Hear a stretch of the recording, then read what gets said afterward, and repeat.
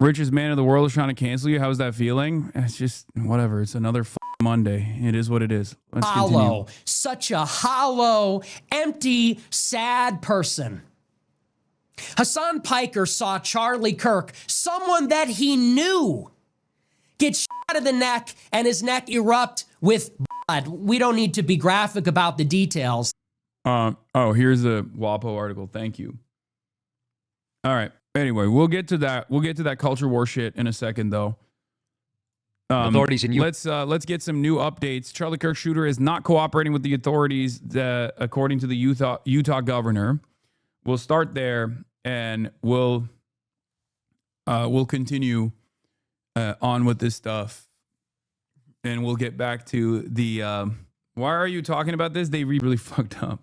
Are pouring over what they call a mountain of evidence against 22-year-old Tyler Robinson, the man authorities say fired that single fatal shot, killing Charlie Kirk.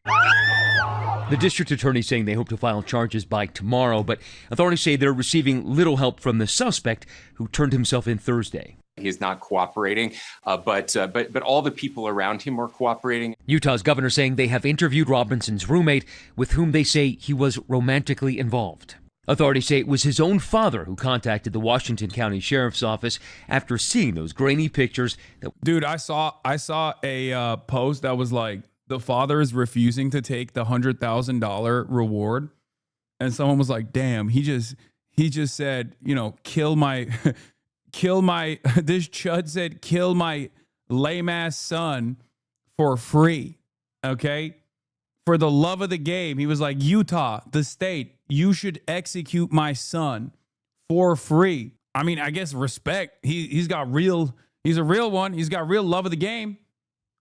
Were shared with the public. And according to the New York Times, those images were also recognized by acquaintances of the suspect in a group chat on a messaging app. Euthanize my chud son for the love of the game, dude. Yeah. Group members apparently joking with the alleged shooter about how he He knows it's the right thing to do and didn't want to do it for money. Okay, man, we're making a joke. I know what his perspective is.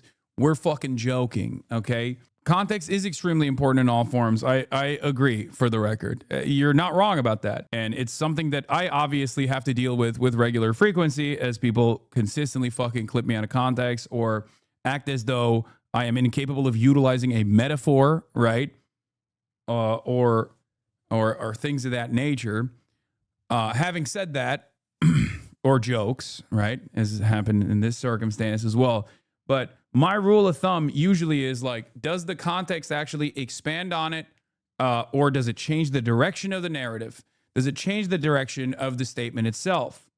Okay. An example I used yesterday was if someone was like making like a fuck your mom joke, and the other person said, oh, you're threatening to sexually assault this person's mother, right? You are now behaving like you're not wrong, because technically, if you were to operate as like an alien that has never communicated with another fucking human being before, you could make that assessment in that moment. But I think everybody universally understands that's not how language works, and that's not what the implication is, right? So that's one example that I used. Or one example that I used to talk about like how people try to behave around their interlocutors, their ideological enemies. Okay. And the other version of this would be like taking someone out of context. I'll give you the example of taking someone out of context. Like, for example, if Charlie Kirk said Martin Luther King sucked, okay? If they clipped that and then it was out of context, it would go something like this. Martin Luther King sucked at being a bad guy. He was a very good guy. That would be something that is clipped out of context. But if you actually clip Charlie Kirk saying Martin Luther King sucked, and then when added the additional context, it was Martin Luther King sucked. He was a bad dude. I hated him. And the civil rights movement was really bad for Americans because it actually opened up a faucet of hatred towards white people and anti-white targeting. Then that's not out of context. That's just more context that says, you know, the original summarization of the quote is valid.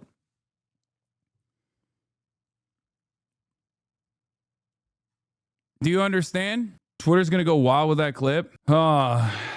Okay, guys, please don't even fucking meme about this shit. Like, oh, we're clipping and shipping. I know, dude. I know. They're doing that. Like, they're doing that nonstop. Okay, I know. See, here's one of the examples of this. Why did you advocate for violence and killing of people? I didn't. Okay, the examples that people use are one, many years prior, things that I've literally addressed over and over again, or fucking memes. You know what I mean? They're not like sincere requests. It's fucking ridiculous. But it works. I used to say Twitter is not real life, but this administration has proved me wrong on that. They absolutely do get their notes from fucking Twitter. Okay? I think these people are literally autistic because no way people can't understand the concept of a metaphor. No, they're not. They're just, some people are being insincere and some people are primed because they're angry and they're malleable, and that's it. But that is how it is. Were those metaphors? Well, the thing that people are blasting out into orbit is like me talking about how Democrats need to get more aggressive. They need to shank their opponent on the debate stage, like let their guts hang out. Like it's just like I'm exaggerating. I'm talking about like debating, and you can see if you look at the extended conversation, it's very clearly not me doing a call to action so that like Nancy Pelosi starts killing people. It's fucking idiotic. Okay. It's not. It's literally a metaphor, but it doesn't matter because that kind of bad faith smear campaign works. Okay, hyperbole and metaphors. Your enemies are incapable of doing that. Your enemies are incapable of using figures of speech. Okay, like another example people say is like Hasan demanded the assassination of Rick Scott.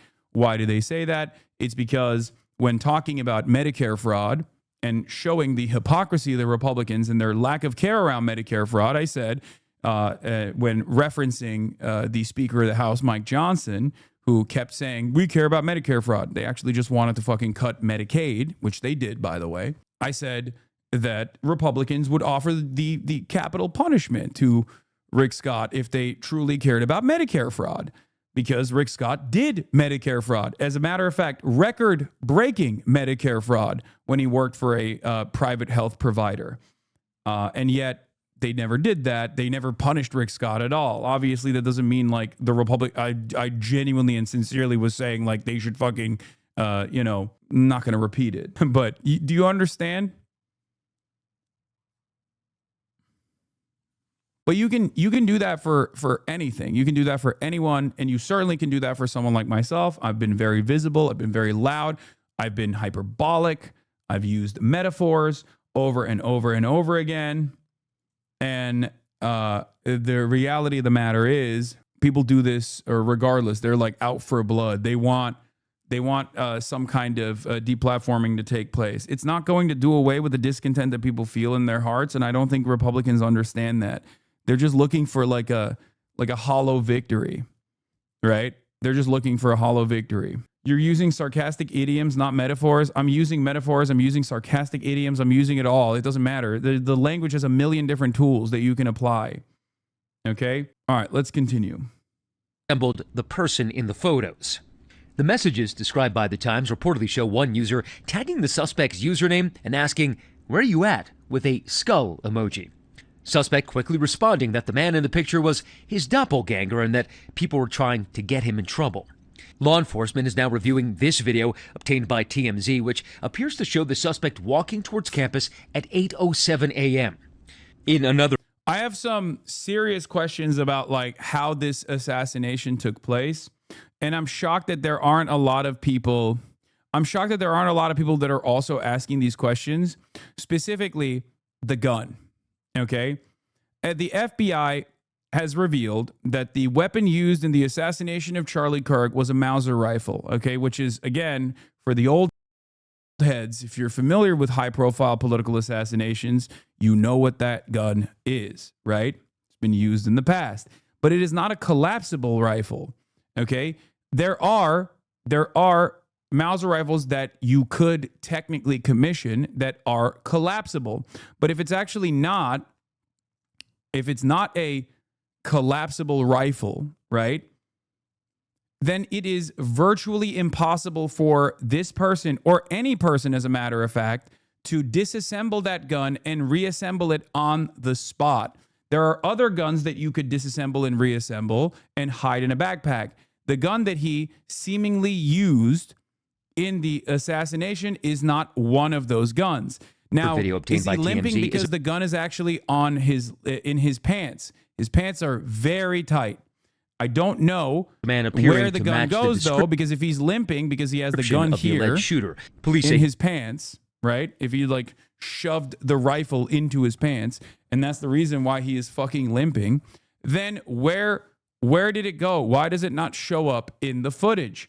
Because the photo that they showed us, I read that it was an M98 Mauser, which is modern production rifle made specifically for hunting. Looks like a stereotypical hunting rifle. Yes, but those guns you cannot assemble and disassemble. There's also no indication that if you were to assemble on the spot, let's say you were able to do so, as far as I know, I'm not a major gun guy, but I think a lot of gun perverts will agree with me on this, with the exception of a collapsible Mauser that's like specifically done, right? Like specifically made, okay, tailor-made for the occasion, which is also very, very expensive. Like the process of reassembling that gun is much more difficult than other weapons that you can quickly assemble, like an AR-15. Okay, you're wrong, lol. New Mausers are collapsible. You're thinking of very old ones. I don't think the gun that they showed was a collapsible Mauser, because you can see. I don't feel like you truly know the average age and intelligence of our audience. Metaphors or not, people take things literal and then things happen. You aren't just a victim here. Wait, what? What are you fucking saying, dude? If that's the case, then every single person online, if this is the standard, if you've ever used a metaphor, you are liable for people taking the initiative and engaging in violent actions, then virtually every single person needs to be criminally punished. What are you talking about? That's the whole standard for fucking free speech. There's a reason why we have free speech. Fuck! That logic is so stupid. Do you understand? I already gave you the example. Like, for example, if you were to make a sexual assault threat towards someone's mother, obviously that would be something that is not legally protected. But if you were to say, fuck your mom, that is not, that it's understandable that you're not saying that. You're not making a fucking sexual assault threat towards someone's mom. Okay? Paratrooper variants. Due to limitations of dropping a long rifle by parachute, some experimental versions of the K98K were produced with folding stocks during World War II. However, these were rare. They are rare. I didn't say there aren't collapsible fucking sniper rifles. I said they're just incredibly fucking rare. Do you not hear what I'm saying? Yeah, the Mauser 98 is not easy to remove the barrel from the stock. The idea that it was assembled and disassembled makes no sense at all. I really want to know the mechanics of how this all happened. Exactly. But the other question I have in this circumstance also is like, let's say he did, I mean, there's no way he disassembled it, but like here he's limping. Let's say he shoved it in his fucking pant leg, which again, very unlikely. Doesn't make a lot of sense because the pants are too skinny for him to like also literally fucking shove an entire rifle on his leg. That's why he's limping though, right? Like this is him on the way to the assassination. Having said that, the gun in the picture they posted was a full polymer frame, no collapsible stock. And even if he disassembled it, why was it assembled? Exactly. There is a picture that was going around, and I don't even know if that's the official fucking gun, but it's the gray. It is the gray. I believe it's like maybe a little bit shorter of a barrel as well, but regardless, it was a gray fucking shortened barrel sniper rifle. Okay, it was a hunting rifle. It was a Mauser, but the problem with that narrative is even if he had it like shoved in his leg and he's limping, why doesn't it show up when he's bending his legs, when he's walking up the stairs? Like he must have, I guess maybe he like stashed it somewhere. He jumped off the roof, bro. No, that's after. We're talking about leading up to the shooting, chatter. Leading up to the shooting, there's a couple different versions, okay? There's a couple different places where he's caught. This is one of them. He's limping right here, okay? He's limping right he here. appears to walk with a stiff right leg. Law enforcement which led people to suspect, myself included, that he might have tried to like shove the rifle in his pant leg. But even then, I don't know how he is able to shove the rifle to his pant leg. Having said that, when he jumps off the roof, I think he has the gun in his hands and he's wrapped around in a towel. So he just like stashed it or ditched it after the fact. That's fine. That part makes sense. But what doesn't make sense is, how did the gun get to the rooftop? How did he get the gun? Where did he get the gun? Because we still don't know. And also, how did he get the gun to the rooftop? Because while he is, let's say we are in agreement that he's limping here because the gun is shoved into his leg. Shooter. Police say he appears to walk. You're saying he threw it onto the roof. I understand that. However, the second video, the second photo that we have from CCTV camera footage is him going up the stairs. And when he's going up the stairs, he no longer has this limp. I do not believe that he was able to, for the record, knowing what we know about the gun, I don't believe that he actually disassembled it and reassembled it, for the record. I don't. Like, given the information that we have now over what may have transpired, the most likely scenario is that he transported the gun to the area ahead of time and stashed it somewhere, on the rooftop, because none of the camera footage shows him actually carrying the weapon to the rooftop. There is no video footage or any sort of CCTV footage that shows him carrying what even looks like a weapon to that rooftop. Do you understand? With a stiff right leg. I gotta pee. Law enforcement sources telling us they believe he was hiding his long gun underneath his clothing. Hours later, as Charlie Kirk fired up the crowd, tossing out hats, authorities say the suspect made his way to the roof of a building about 175 yards from the stage and waited out of sight. At 12:22 p.m., investigators say the alleged shooter sprang into that sniper position. A minute later, at 12:23 p.m., Kirk began answering a question about gun violence. Do you know how many mass shooters there have been in America over the last 10 years? Counting or not counting gang violence? Great. The suspect taking that single shot and then dropping off the roof. And this morning, tributes are pouring in for Kirk, who turned out millions of young voters for President Trump's re-election campaign, and whose ultra-conservative views earned him a massive online following, as well as many detractors. Overnight, lawmakers honoring Kirk at the Kennedy Center in Washington.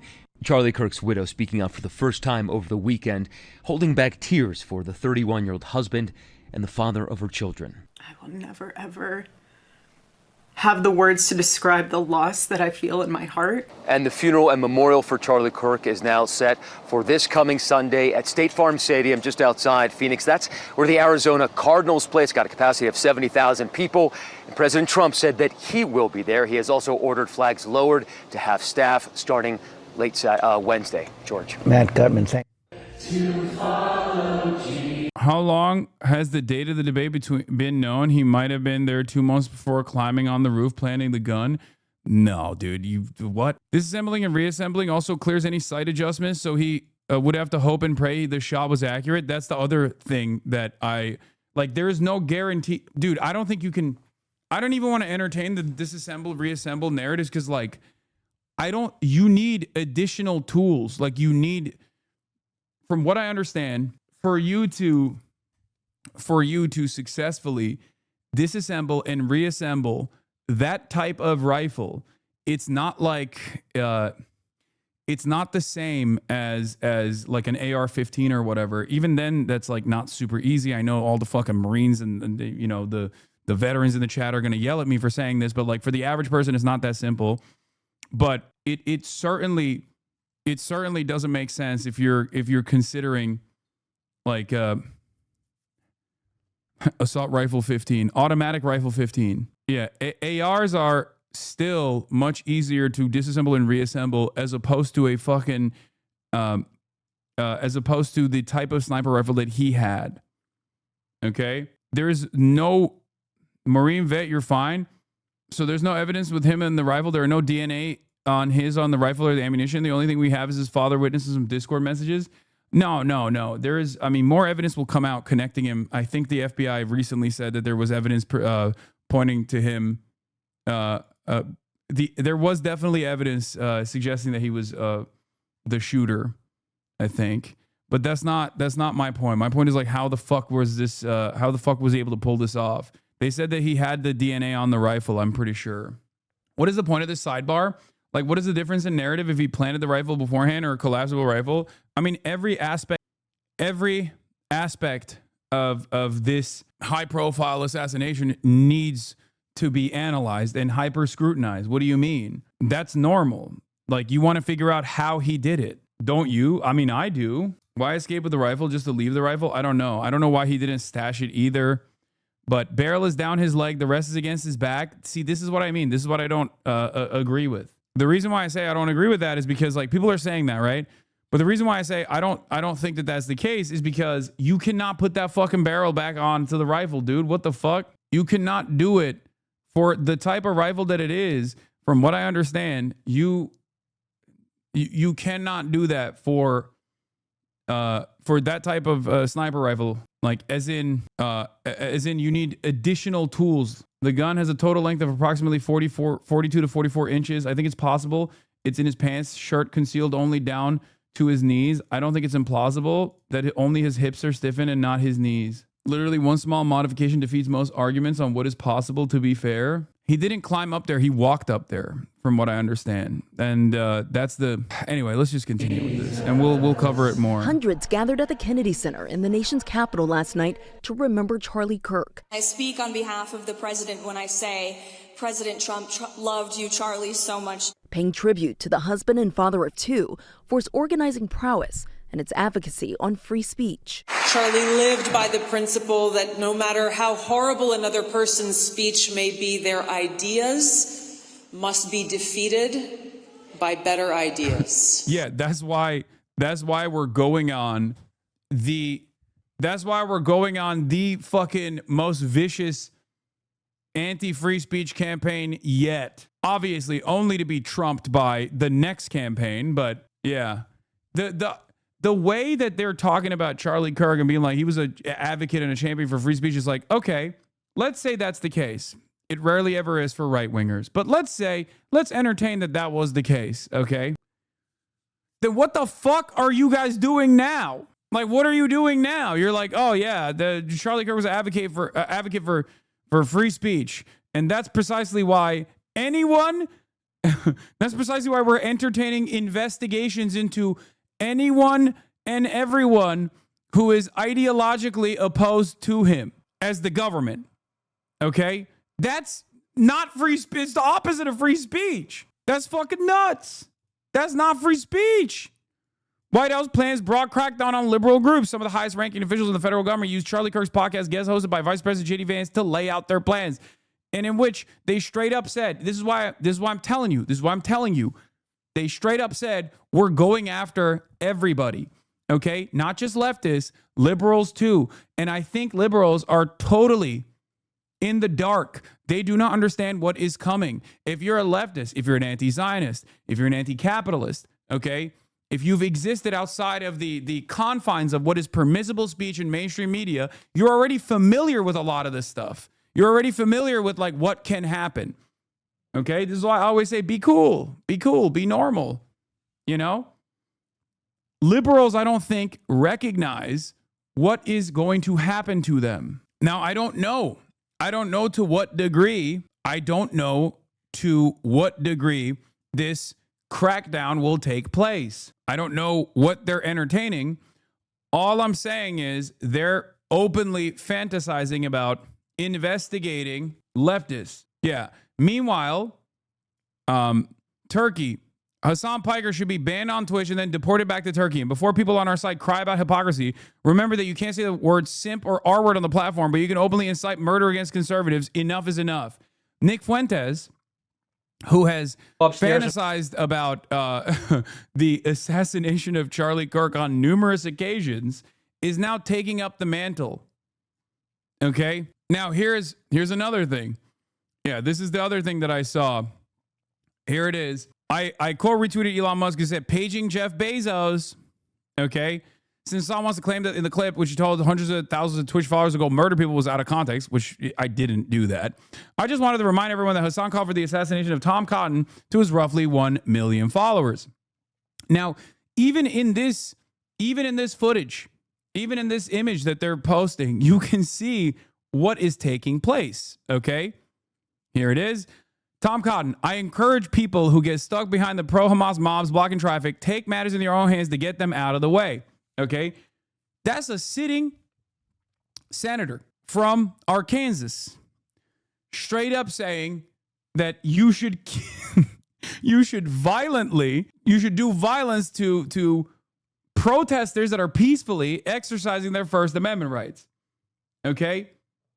And I guess Pixie also said the same thing. This post is funny because it perfectly illustrates the asymmetry of violent rhetoric from the left and right. A Republican senator is insinuating that people should kill protests, but are demanding accountability from the content creator who is responding instead.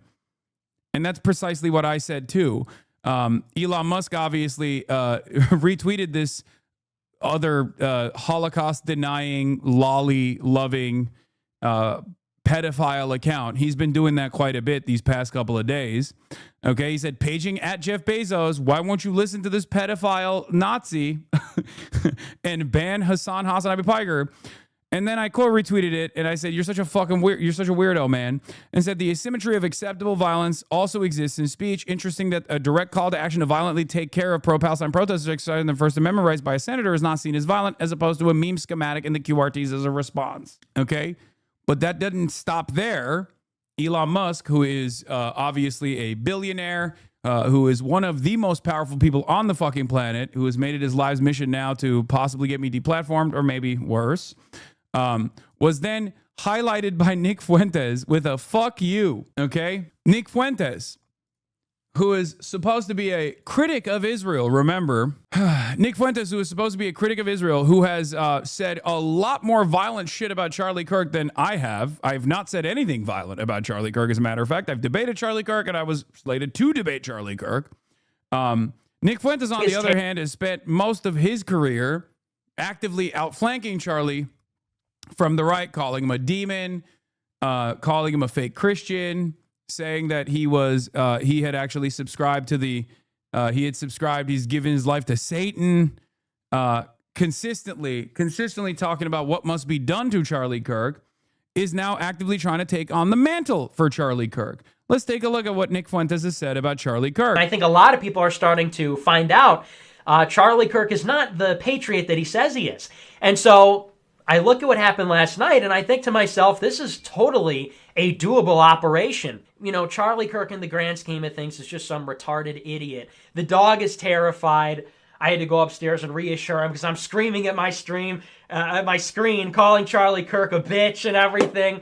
The contrast could not be more clear. Charlie Kirk is a totally unexceptional human being. A moral struggle that's happening on the higher dimension, right? Which is Christ versus the devil. Who does Charlie Kirk serve? You know, is he really a Christian? Is he really Christ-like when he supports foreign wars and Israel and all this? Look at the people he's taking money from. You know, so the guy's a fake Christian. The guy's not a patriot. He hates our country. He's un-American. Let's focus all our firepower on Charlie Kirk. Why are we doing this? It's because Charlie Kirk is a fake patriot, a fake Christian, and he hates his people. He's anti-white. This is our angle. We talk about Charlie Kirk's dual allegiance to Israel. The almighty Oz, you know, the massive head with the tiny face behind the curtain, Charlie Kirk, lording over the conservative movement. Remember, the goal is to expose the globalism, the fake conservatism of Charlie Kirk. People see that Charlie Kirk is not a real conservative. He is not a real nationalist. He is not a real Christian. And that is simply the truth. We humiliated Charlie Kirk last night. We took Gotham's White Knight, we brought him down to our level. We didn't exactly flip him, but we definitely humiliated him. We took one of their best and we made him a laughingstock. Charlie Kirk is not an honest broker, not a conservative. He exists, and Turning Point USA exists to control the conversation. Charlie Kirk was totally unhinged, and I think the guy has Asperger's, so he might have trouble with that. It has to play into this narrative, has to play into the framing that Charlie Kirk and Turning Point are not right-wing. They're not conservative. You know, Charlie Kirk gets asked a tough question, and he reverts back to Israel, God bless Israel, Israel's the best, you know. He malfunctions, he can't do it, because I think he has Asperger's. I believe that. We acknowledge that Charlie Kirk is not conservative, he's destroying the country, and we can all agree that we have to put a stop to that, right? Charlie Kirk is a retard and a coward, so we've got him checked on both fronts. It is worth mentioning that Dan Crenshaw, Charlie Kirk, I imagine these people, their IQs are like, what, 90, 95, something like that. I mean, these are not exceptional people. These are not intellectual heavyweights, right? Obviously, there's a big opportunity to humiliate Charlie Kirk in front of the president's son and demonstrate to the establishment that he is not in control. So that one is going to be a big one. You know, this is stuff that we've been saying for years, that Charlie Kirk is a leftist, that Charlie Kirk is not a conservative. There is a real risk that at an organizational level, we will cause problems for Charlie Kirk. I remember you trying to ignore this asshat for years, and now here we are having to bring his awful ideas into the mainstream. You think I'm bringing his awful ideas to the mainstream? His ideas are already mainstream by Elon Musk, who fucking opened up the unlimited faucet of neo-Nazi sentiment on his platform that he owns, okay? That's just the reality. And obviously, now everybody knows who the fuck he is. People know what a Groyper is now, okay? The reason why I did not cover Nick Fuentes... the reason why I did not cover Nick Fuentes is because this is the more damning video of Nick Fuentes. But that's what it is. What time is it? Nick Fuentes about Charlie Kirk, America First, August 11th, 2025. It's very possible the alleged shooter is a Groyper at this point. I'm hurtling towards you. Charlie Kirk says, did you see this clip? He goes, your Generation Z sons have negative views about Israel. You need to tell them this. Time out. You need to tell them, time out. He said, if you feel like a loser, if you feel like your country's been destroyed, get a second job. I saw a TikTok of a liberal-seeming black lady, okay, young, straight up saying that she's an America First conservative that loves Nick Fuentes and thinks I'm genuinely evil. And it one-shotted me, okay?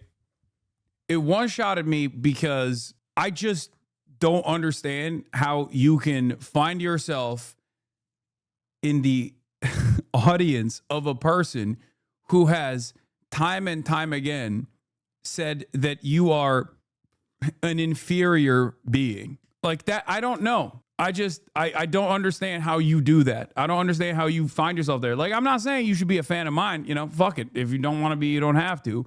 But it just does not make sense how easily duped people are. Get a Hillsdale online course. Observe the Shabbos. He literally said this. I am hurtling towards you, full force, going nearly 90 miles per hour, weighing close to 1,500 pounds. I am hurtling towards you like a human missile to blow up this whole thing. And you're telling Generation Z, buy a Hillsdale course? Get a second job, observe the Shabbos, go to Turning Point. Fuck you. You are not ready for this. You are not prepared for this. And I'll say it now like I did in 2017, the day after Charlottesville. A tidal wave of white identity is coming. And once word gets out, they will not be able to stop it. As I said, the day after Charlottesville, 8 years ago, prophetic. By the way, Nick Fuentes is a neo-Nazi, right? He denies the Holocaust. He thinks Jews are responsible for all of society's problems, all this stuff, right? Nick Fuentes also happens to be a neo-Nazi that is anti-Israel. He's been anti-Israel from the jump. Not because he cares about all the people that Israel has killed, mind you, because he's obviously also viciously and vehemently anti-Muslim, anti-Arab, anti-whoever he considers to be not white. Now, Nick Fuentes himself is Hispanic, so that is also up for debate, whether or not he actually fits into the in-group that he is actively claiming is superior and should be defended, and the out-group that should be excised and destroyed. But because of this reason, because he was a very visible person who was anti-Israel for many, many years, he has been able to present himself as an earnest actor here, an honest actor, like a honestly anti-Israel actor, okay? Part of the reason why I was always troubled by a bunch of cynical right-wing grifters who claim to be anti-Israel specifically to garner the attention of mass audiences that they realize are looking for that kind of commentary. And part of the reason why even people like Nick Fuentes, who are honestly anti-Israel, or at least they were, but for anti-Semitic reasons, the reason why I thought that this was a dangerous prospect for a very long time was because it was going to give them amazing momentum. And it did. And now he's in a position to cash that in. Okay. He can turn around and say, I've been debanked. I've been prosecuted. I've been pursued because I was right on Israel over and over again without actually revealing what his true opinion is. Okay.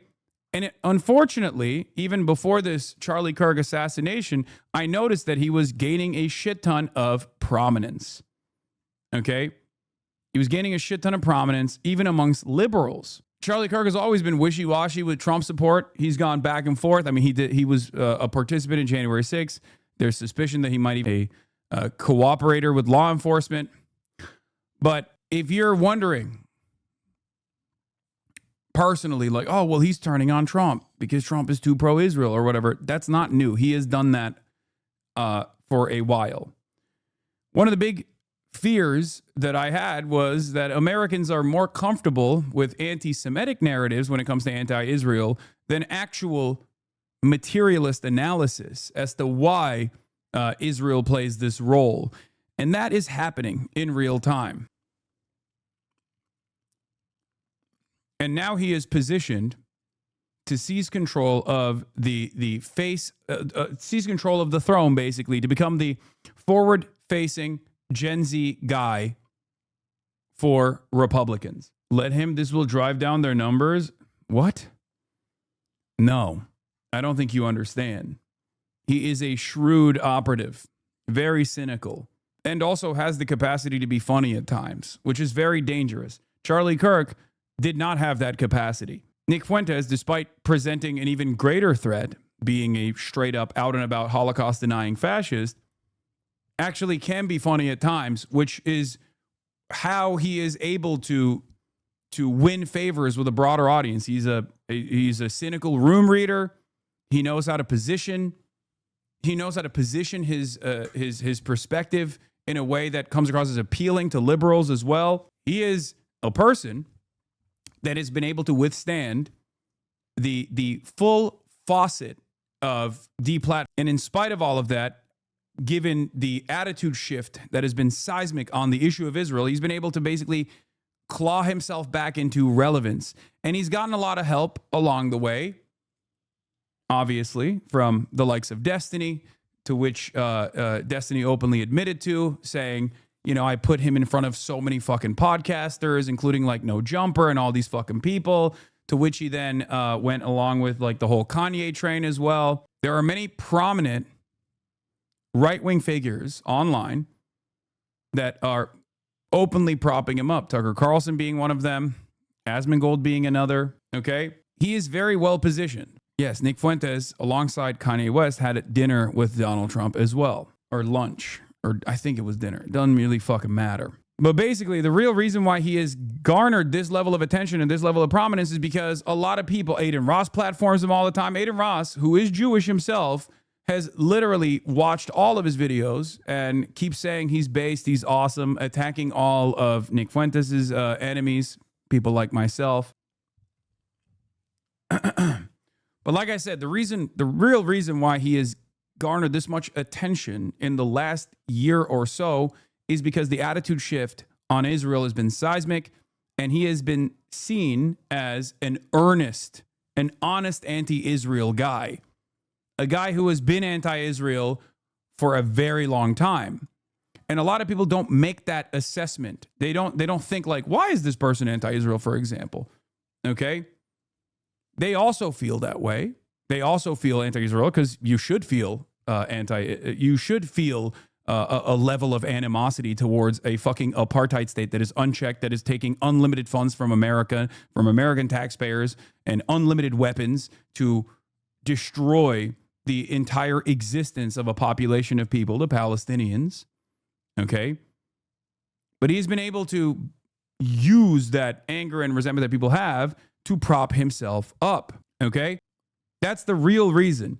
And that's the real reason why he was able to position himself against Charlie Kirk as well. They're pretty much they're pretty much aligned on everything, with the exception of Israel, right? Which is why he was always angling his position to showcase how honest he was and to showcase how dishonest Charlie was, despite and even at times showcase how dishonest Trump was, despite the fact that he rode Trump's coattails as well. So that's where we're at. Do I know where this goes? I don't. I haven't really followed Nick Fuentes too closely.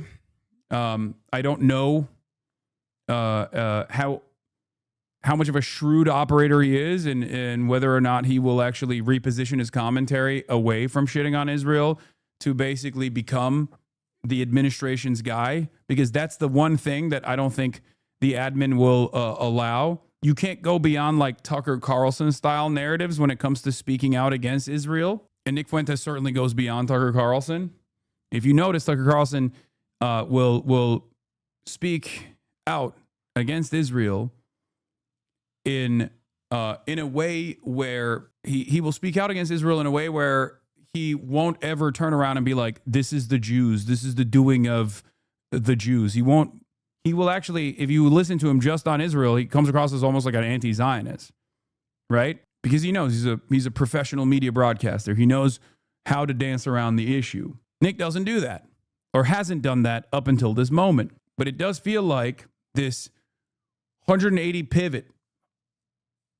degree pivot on Charlie Kirk, for example, leads me to believe that he is going to moderate his position now that he has more prominence and try to become the face of the Gen Z right. You think you're in control? Do you feel in charge? Who else we gonna bring in? Elon, Tucker, Candace. You know what their next move is gonna be. It's been fun. It's been fun. It's been a good time. But pray for your boy. Because the problem is, look, I've been doing this for a long time. People watch the show, they're like, this show's great. I've been saying this for 10 years. All this stuff, I've been saying it for 10 years. That's why they locked me up. That's why they shut me down. The problem is I'm just saying it now to everybody. And they're going to make me pay. In one way or another, they're going to try and shut me down. Do you think his fans will turn on him if he tries to moderate himself and be like Charlie? No. He was shitting and pissing his pants about you on his show too. Somebody like Hasan Piker. Yeah. Such a... Yeah, that was why I thought it was really funny when he was like... That was why I thought it was funny when he was like shitting on me on his return stream that he did, right? On Rumble, I believe, in the aftermath of Charlie Kirk's assassination, where he said that I didn't sufficiently grieve Charlie Kirk, that I'm a dangerous and violent individual who needs to get deplatformed. And it's really interesting because, like, I am perhaps the most visible, the most prominent anti-Israel media figure on the left. And also, there is a fucking reason why the ADL has been up my asshole non-fucking stop and rarely ever discussed Nick Fuentes in the process, especially in the last 2 years. And now he wants that voice gone. Interesting. Maybe he's just doing this because he wants to shift. He wants to use the existing momentum, the punitive momentum that they have in the administration, the appetite that they have to prosecute political dissidents of the administration. Or maybe he wants to shift the attention away from people asking questions about his anger, his hatred for Charlie Kirk, how much he has pursued Charlie Kirk throughout his career to make a name for himself. Same with Ben Shapiro. Maybe that's the reason why he's hitting that note. You're going to get arrested, bro. It's really funny when dumb fucks do this. All day, they come in here and they fantasize. You're going to get arrested. This administration is going to take you out. They're going to take you down. You got to ask yourself, is that helpful to you? This administration has already detained me because of my anti-Israel stance. Do you agree with the administration's policies on Israel? Do you feel like if a prominent critic of the administration, a political dissident, is arrested falsely, unjustifiably, on free speech grounds, that your life will improve? Are you that fucking stupid? Is that going to make life more affordable for you? Or is that just simply a distraction? Do you feel like your life got better when Donald Trump came after the 49 transgender athletes? That's a big deal, right? That was the biggest deal. Thank God, finally someone's doing something about the transgender panic. Or are you that fucking stupid that you ate that bait? Yeah, you're finished. That's what I hear all the time. You're finished. This administration is going to destroy you. Okay, let's say that takes place. Okay, by the way, this person says you are a Nazi leaning and use fascist tactics to silence the debate. Now, I don't know if you're talking about me in that situation, or if you're talking about Nick Fuentes, who just posted Hasan Piker, who is a Nazi, by the way. He literally is a Nazi. Hasan Piker should be banned on Twitch and then deported back to Turkey. And before people on our site cry about hypocrisy, remember that you can't say the word simp or R word on the platform, but you can openly incite murder against conservatives. Enough is enough.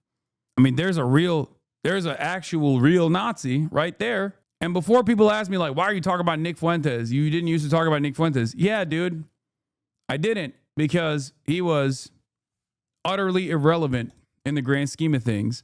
But I noticed that he was actually reaching a level of prominence that I thought wasn't so great. And now he has reached that level of prominence. Now he is a genuine issue. I have found 0 tweets of Greenblatt about Fuentes since October 7th. Yeah. Here are all the times that Jonathan Greenblatt talked about Nick Fuentes.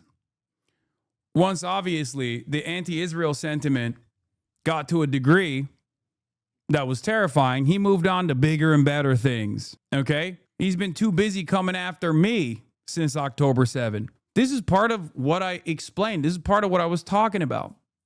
I said these fucking dumbass liberal institutions that present themselves as civil rights organizations that spend every fucking waking moment trying to go after people who are anti-Zionist but not anti-Semitic are doing a disservice. This is the environment you created. I hope you fucking enjoy it. There were 2 routes in the United States of America where people would exhibit anti-Israel behavior. Either they would be anti-Zionists who are not anti-Jewish, or they would become anti-Semitic anti-Zionists. And if all of the right was constantly shitting on the left, and the liberal institutions of prominence were also shitting on anti-Zionists who were not anti-Semitic, the voices that would be elevated in that process in mainstream discourse would be the anti-Semitic anti-Israel people. And now you're there. You did this. When you Google Nick's name, the second result is the ADL hit piece. What are you even saying? First of all, Nick Fuentes is anti-Semitic. Make no mistake. I mean, fuck the ADL. They are Nazis as well. Okay? But so is Nick Fuentes. My hatred and my anger and my resentment towards Nick Fuentes is because of the same resentment that I have for fascism when Israel is doing it. It doesn't matter.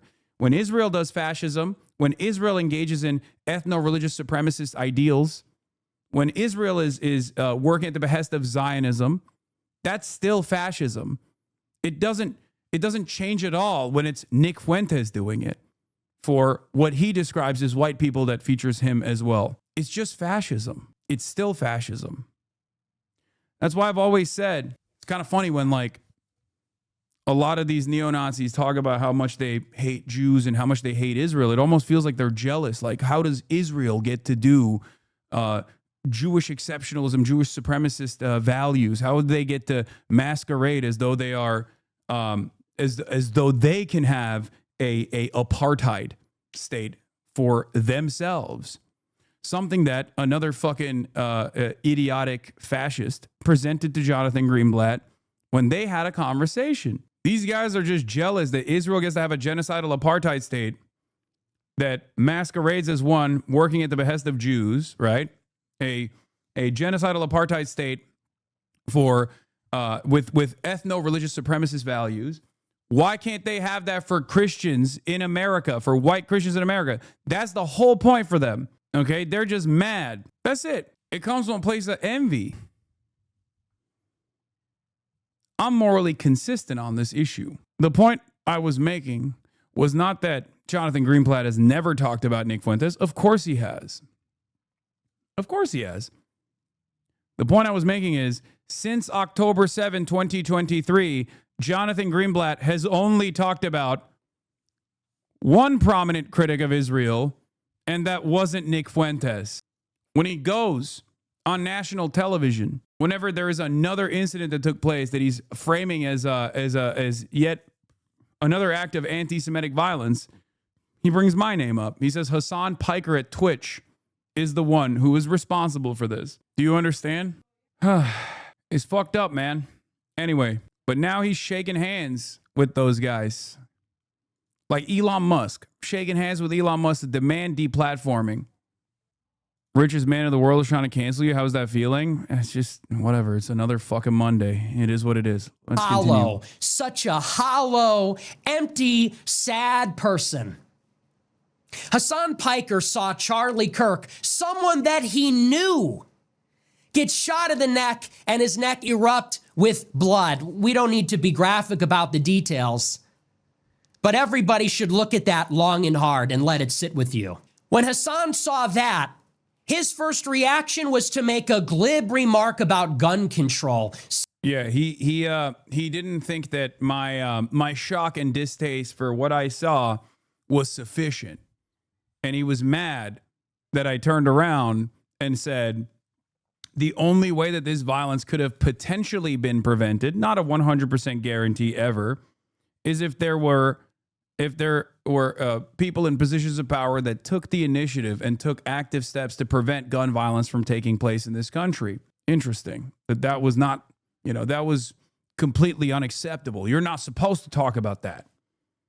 Seriously? That's a 31-year-old man. That's a young man with a wife and kids. He got shot in cold blood, publicly executed in front of thousands of college students. Never forget the trauma of his children, of his family. What about the people that witnessed this? What about everybody that will be affected by the knock-on violence that results from this? And you hollow, sick person, your response is to make some glib remark about gun control? Fuck you. Fuck you. And here's... Again, a Holocaust-denying neo-Nazi who actively stalked and got his audience of Groypers to stalk Charlie Kirk wherever he went. A person who is likened miscegenation, race mixing, to bestiality, having sex with animals. That's who we're talking about. That is Nick Fuentes, okay? Over here, trying to engage in some sort of moral posturing. Engaging in the exact same fake fucking outrage, while also demanding that any sort of left organizing get censored, get deplatformed, and criminally prosecuted. After years and years of developing some kind of credibility in these corners of the internet, okay, by saying, I've been debanked, I've been deplatformed, now he's turning around and saying, I want that for the left. Perhaps this is part of the reason why he's doing it, though. The notion that Groypers didn't have beef with Charlie Kirk is just entirely ahistorical. The Groyper War was a campaign launched exclusively to harass him.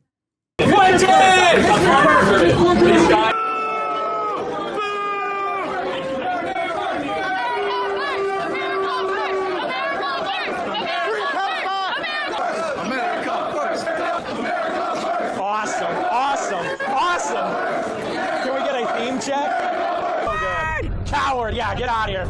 Chanted right out. Decisive victory. We snatched victory from the jaws of defeat. They thought they had us. That's the best you have? A hidden television? A clip from November 2015? You can't beat the Groypers. We're not going anywhere, Charlie. So good. Moments. Get out of here, coward.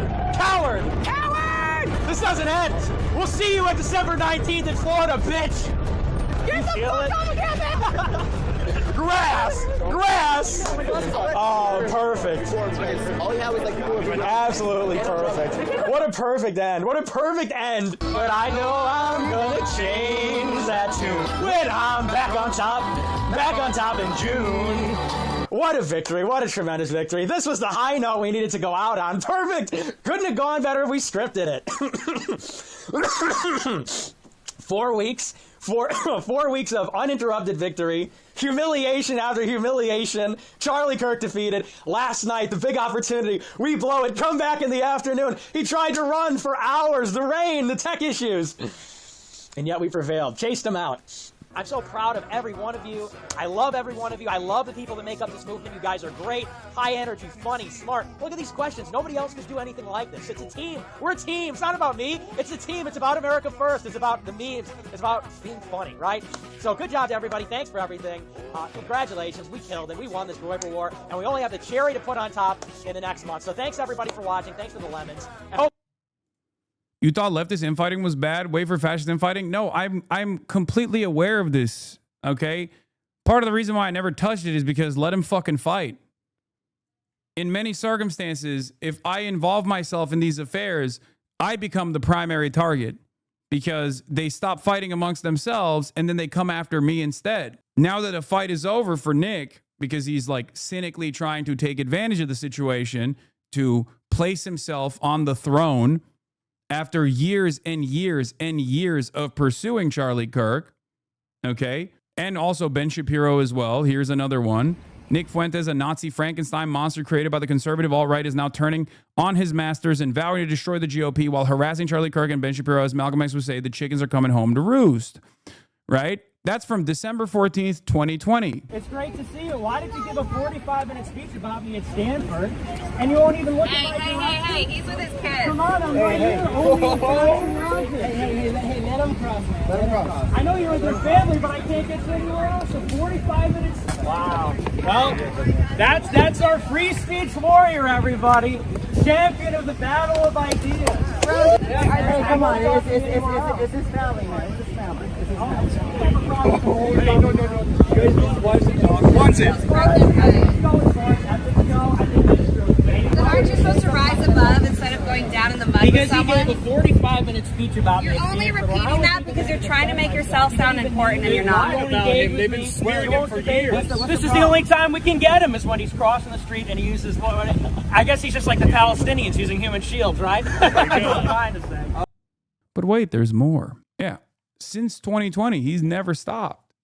This has been his agenda forever.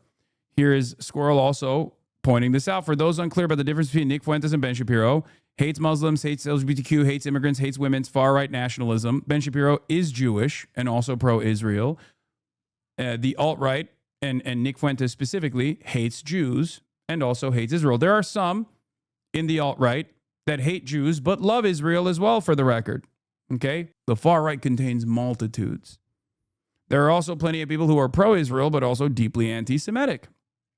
I would say broadly, the evangelical Christian movement is broadly anti-Semitic, but also very, very pro-Israel. They think that Israel has to be given to the chosen sons and daughters of God so that the rapture can happen. They have their own theological justifications for it, okay? And of course, Ben Shapiro, as I've routinely presented, is fine with anti-Semitic people as long as they're pro-Israel. Ann Coulter tweets regarding Jews, awful, nonsensical. Ann Coulter is also super pro-Israel and always has been. So no, I won't lose sleep. The Jewish people have always been plagued with bad Jews who undermine it from within America. Those bad Jews largely vote Democrat. Here's another rally. By the way, that first clip was from a while back, but Nick Fuentes and his Nazi gang continue to target Ben Shapiro and Charlie Kirk, most recently at the MAGA rally in D.C. We want Nick! The funniest part about this, of course, is that the Republicans don't give a shit about any of this. They're not going to care. They're not going to, because they don't actually give a shit about Charlie Kirk either. They care about how they can use Charlie Kirk's assassination to their advantage to undermine political organizing in this country, political dissidents, maybe even prosecute and arrest them. Okay? That's it. So no, I don't think they give a shit about Nick Fuentes actively pursuing Charlie Kirk and Ben Shapiro and numerous other figures. The thing that they do care about Nick Fuentes, however, and I think that that is something that they won't be able to overlook, is his consistent anti-Israel, anti-Semitism. If he was pro-Israel, it wouldn't matter. But the fact that he's anti-Semitic and anti-Israel makes him a threat for the Republicans. So I still don't believe that the Trump administration will, if he remains anti-Israel openly, I don't think that the Trump administration will welcome him with open arms. But it kind of doesn't matter because he has been able to swing a lot of the audiences, even fucking liberals, even critics of Trump, into thinking that he is a tolerable figure. And this kid, believe me, everybody's throwing him under the bus. Charlie Kirk, Ben Shapiro, the original Never Trumper. No, we hate Ben Shapiro. Ben Shapiro does not believe in America first. Yeah, he started the Never Trump movement. Ben Shapiro is a subversive. We don't want subversives in our movement. The ADL and the SPLC have thrown Nick under the bus too. We hate the ADL. And a little Nick. We want Nick. Million. This was also the rally where Fuentes vowed to destroy the GOP. Except the reality of the matter is, this is why I'm presenting this. The reality of the matter is he's always flip-flopped with both supporting the GOP and then vowing to destroy the GOP. Okay? It's giving kick streamers at TwitchCon. I mean, kick streamers also very much firmly committed to Nick Fuentes anyway. So my point is, he's an opportunist. He has stayed consistent on one issue, that is hating Jews and hating Israel for sure. But he has gone back and forth on his support for Donald Trump, celebrating, taking credit for his victory. If you recall, one of his most viral moments that actually led to a lot of people like straight up coming to his house and shit was the "Your Body, My Choice." Are you trying to say the shooter was a Groyper? No, I'm not saying that. Although there are a lot of people who believe that. I am not a person that has entertained that. I don't know. My statement is, I don't know. Okay? It's too soon to tell. I don't think it's likely, but it doesn't matter. The reason why I'm talking about this is because Nick Fuentes kind of feels like the shooter might have been a Groyper.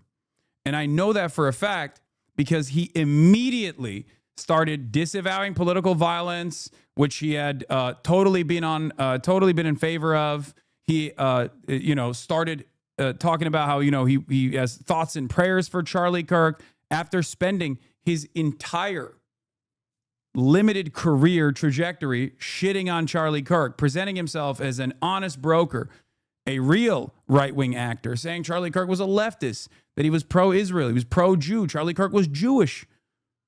All this shit. So while I might not believe that the shooter was potentially a Groyper, it kind of felt like he believed that. MAGA March, we promised that if the GOP would not do everything in their power to keep Trump in office, then we would destroy the GOP. Yeah. And as we gather here in Washington, D.C. for a second million MAGA March, we're done making promises. It has to happen now. We are going to destroy the GOP. Let's go! Destroy the GOP! Destroy the GOP! Destroy the GOP! Destroy the GOP! Destroy the GOP! Destroy the GOP! Destroy the GOP! Destroy the GOP! Destroy the GOP! The GOP wants us to hold the line and vote for rhinos like David Perdue and Kelly Loeffler in the Georgia Senate. And there are a million other instances of this, which is, I think, part of the reason why he was talking about how he didn't consider my initial assessment sufficient, claiming that I wasn't sufficiently grieving. But here it is. It's my message to Hasan Piker and every liberal cocksucker like him. You better disavow this violence. You better cry like Dean Withers. And I don't say that, maybe that comes off like I'm humiliating him. Who knows whether that was sincere or not? I hope to God that it was. And if it was, you know what? Okay, I take offense to him calling me a liberal. I think that's a bit fucked up. You better cry. Look at this little booger eating fucking manlet. This little man talking big game, talking big shit. You better cry. Well, I'm not. The fuck are you gonna do about it, bitch? The fuck is this shit? Good on him. That's a good kid. And he said some nasty things about me. That's a kid with a conscience. He said, I don't think we should kill people for disagreeing. Is that divisive now? He had to apologize for weeping that someone he knew was murdered. That kid has a conscience. I have some faith in that generation. Here's my message to Hasan and all these smug, glib liberals like that. If you cannot, if you will not disavow this violence, we will have no choice but to consider you as no different than the killers. That's complicity. No generation will claim Nick. There's plenty of evidence of Nick supporting political violence. Yes, he's a fucking neo-Nazi, of course. Once again, I'm more so frustrated with the fact that he's falsely presenting me as a liberal. I don't think that's appropriate. But older folks gonna eat that shit up? Yeah, he's just trying to farm the new wave of people who don't know his background at all. But it is funny because he is acting like he's gonna fucking call the principal on me. Like he's like, oh, you better cry real tears, or else I'm gonna tell Daddy, I'm gonna tell Trump to come after you and arrest you. You could be forgiven up until this point for being irresponsible. We all get heated. We all do it. I'm guilty of it too. It makes hypocrites of all of us. We murder each other with our words all the time, with our gossip, our slander. We overreact. We say things we don't mean. We get angry.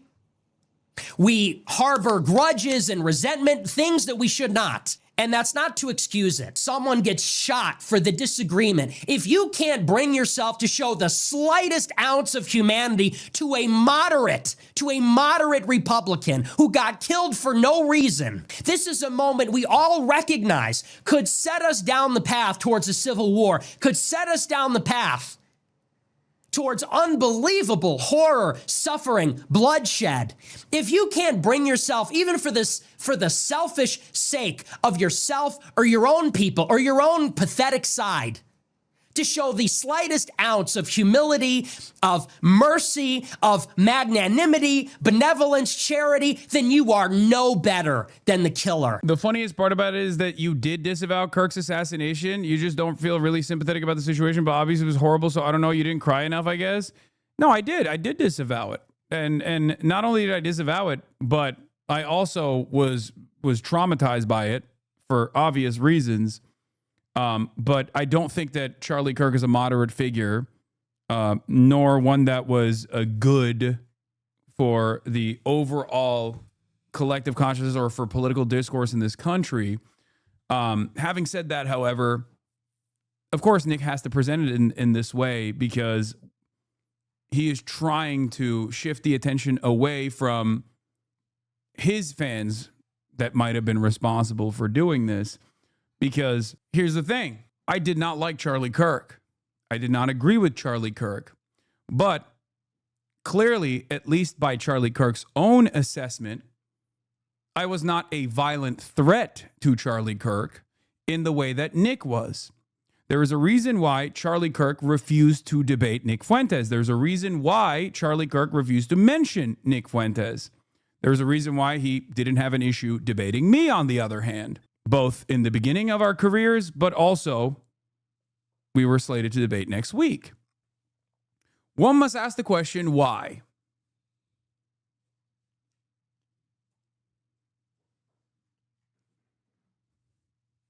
Perhaps the many years of Nick Fuentes presenting himself as antagonistic towards Charlie Kirk and stalking him with his Groypers is the reason why Charlie did not want to actually debate Nick Fuentes. Or maybe he didn't want to debate Nick Fuentes because he was worried that Nick Fuentes would eat away at his market share. It could be a million different reasons. But I see this as a transparent effort to, one, rehabilitate his image, to present himself as a more moderate figure, with the hopes that he will get hugged and kissed figures in the Republican Party who either don't know any better or are not fearful of his agenda. And last but not least, a desperate attempt to shift the attention away from people asking, what is a Groyper? Actually, what does that even mean? Why did they hate Charlie Kirk? Why did they actually pursue Charlie Kirk physically in the real world? That's the reason why he's doing this. It's the same exact reason why I did not intervene in these affairs when I saw people attacking, when I saw his fans attacking Charlie Kirk and vice versa. Because I knew that if I were to present myself in the middle of that conversation, they would shift their attention away to a figure that they considered a larger enemy. You understand? If this man was an actual white nationalist neo-Nazi that believed in his convictions, he would be shifting his rhetoric out of fear of persecution. He's cosplaying. He has no real ideology. He's simply invested in the attention he gets in creating chaos and division for his own enjoyment. No, I think he's a real neo-Nazi. I think. I do. I believe he's a real neo-Nazi. Anyway, here is agreement. Chuck Modi showing a Nick Fuentes talking about Charlie Kirk prior to the shooting versus after the shooting versus prior to the shooting. Let's take a look. We had our disagreements. Where we did agree is that he would go to these college campuses and proclaim the name of Jesus Christ. And ultimately, that is why he was killed. The gunmen that killed him, they hated him because of his defense of Christian morality. I'll go to Trump Live Charlie in a Kirk second. cannot call himself a Christian anymore. Sorry, you forfeited that.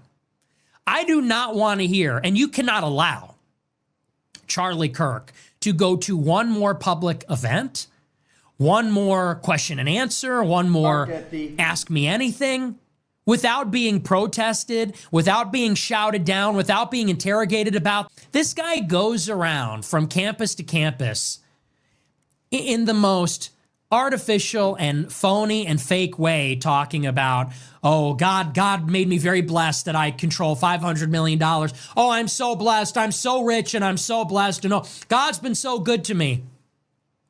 I'm such a Christian. Oh, the Lord gave me the Sabbath. I take Saturday off. You sit there and call yourself a Christian and then you make excuses for the genocide of 2 million people? Seriously? You stand there and purport to be an evangelist like Billy Graham? Oh, you're the latest Billy Graham? You're our generation's America's pastor? Why? Because you said the right words? Because you said, God bless, God bless. God bless, my friend. Oh, I rebuke the devil in the name of Jesus. And then you go around from campus to campus making excuses for a famine? Yeah.